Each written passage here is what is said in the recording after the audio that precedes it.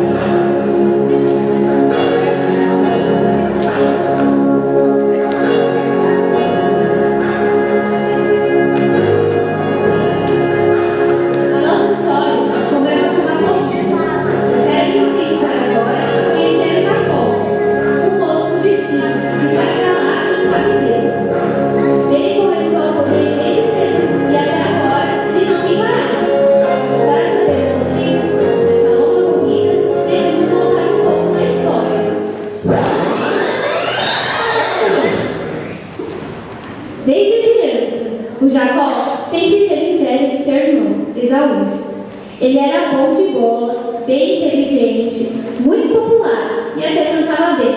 Já Jacó era bem magrinho, um pouco baixo, não muito bom nos esportes e quase nenhuma garota olhava para ele.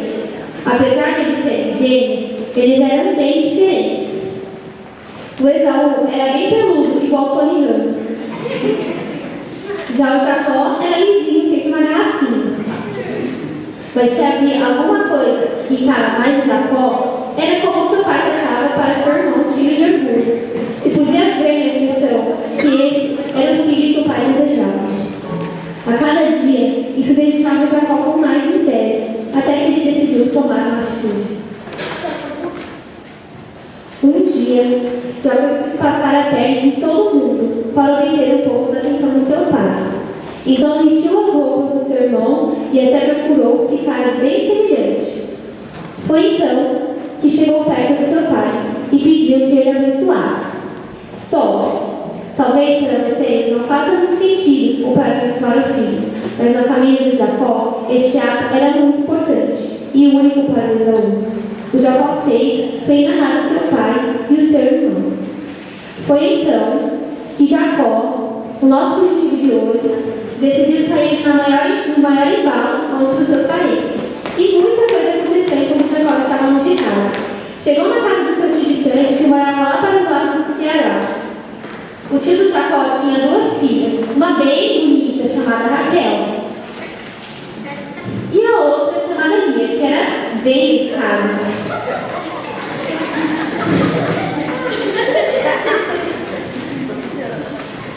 O Jacó, ao ver Raquel, ficou doidinho por ela. Foi por isso que trabalhou durante 7 anos para se casar com ela. Mas na hora do beijo...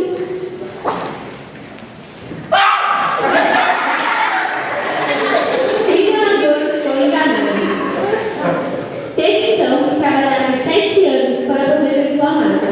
E no fim dessa jornada, Jacó estava com 4 mulheres e 11 filhos homens.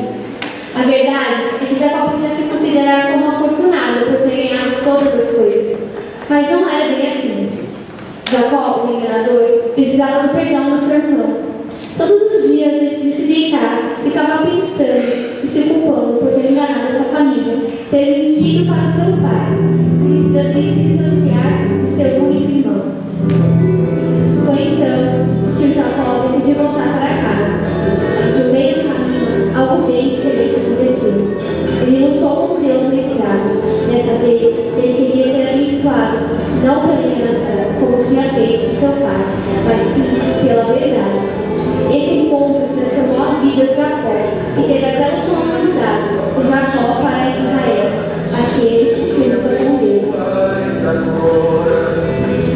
Tu sabes a quantas anda minha vida.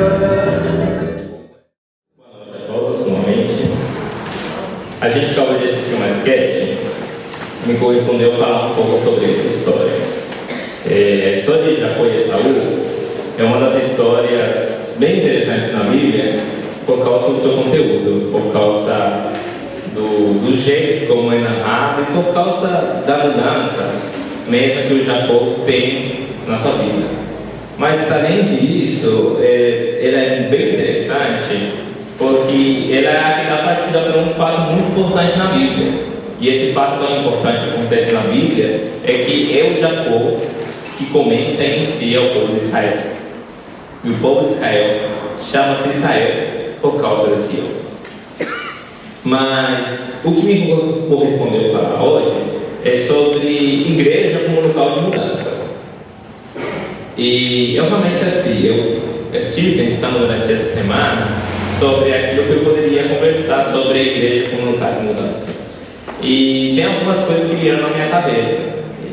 E realmente eu acho que a mudança na igreja ela existe em alguns passos, mas ela existe essencialmente na sua maneira de pensar. E tem muita gente que começa a falar assim, vamos na igreja, porque lá está cheio de gente safada, está lá cheio de gente pecadora, está lá cheio de gente que não sabe fazer as coisas, está cheio de gente que não consegue conviver com os irmãos.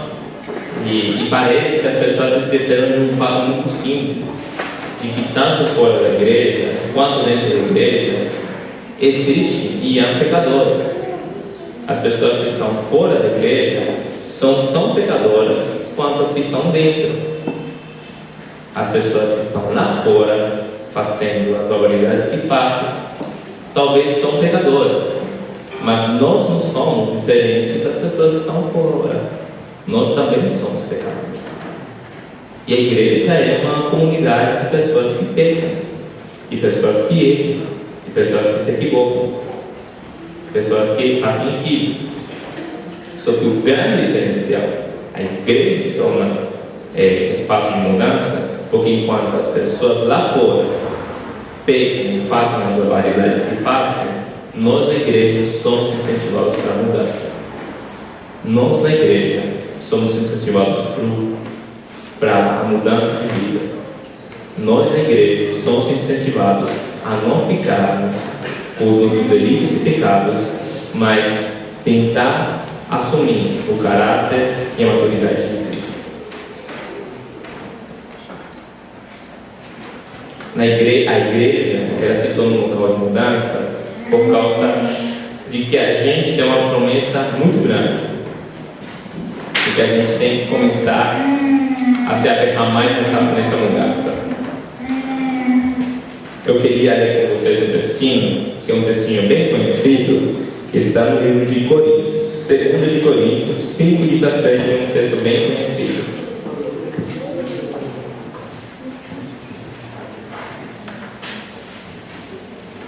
E assim, se alguém está em Cristo, em nova criatura, as coisas antigas já passaram, eis que todas se fizeram novas. E esse é um texto que eu estou lendo hoje, e depois de João 3,16 na minha vida, eu me lembro de que esse é o segundo texto em espanhol que eu decorei na minha vida. E eu tenho a autoridade de dizer que eu tenho visto esse texto em diferentes momentos da minha vida. Eu vi quando era muito novo, muito mocinho, e eu estou vendo agora quando estou praticamente exercendo praticamente uma atividade importante na igreja. E esse texto não muda o seu significado, nunca mudou o significado para mim.